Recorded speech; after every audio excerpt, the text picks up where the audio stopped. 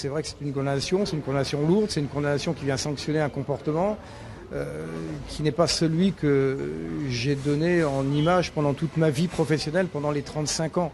Voilà, donc on me sanctionne pour 6 mois de fin de carrière et de dérive qui vont entacher ma réputation professionnelle à vie.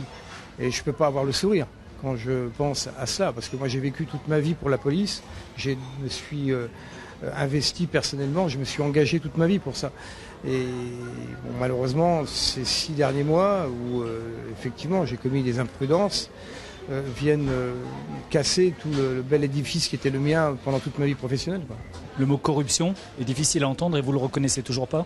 C'est un mot qui est dans mon oreille inconcevable. C'est vrai, comme je l'ai dit, que lorsqu'on examine de manière abrupte les faits qui me sont reprochés, c'est vrai que le président dit que le pacte de corruption est matérialisé.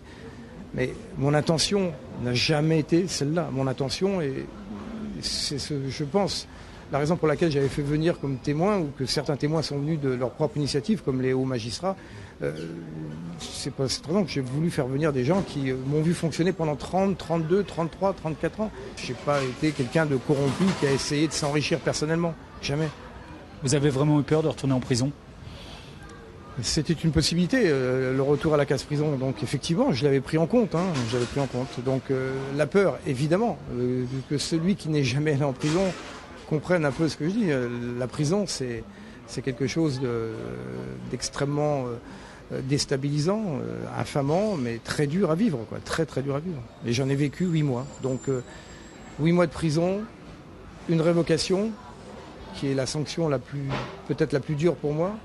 5 ans de vie entre parenthèses où toutes mes libertés ont été extrêmement contraintes. J'avais vraiment envie que cette parenthèse se referme. Et aujourd'hui, elle s'est refermée. Dans 10 jours, elle se refermera définitivement si aucune des parties au procès ne fait appel. Voilà.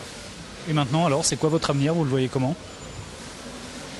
Pour l'instant, je n'ai pas vraiment beaucoup de projets, si ce n'est l'écriture d'un livre qui est en cours, qui sera publié par les éditions Plomb. Donc maintenant, j'ai beaucoup de contacts avec cette maison d'édition et on verra comment organiser ma vie future à très court terme.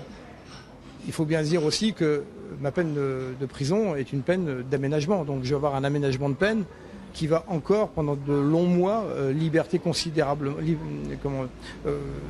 considérablement ma liberté de circuler. Donc je vais avoir certainement un bracelet électronique, j'imagine.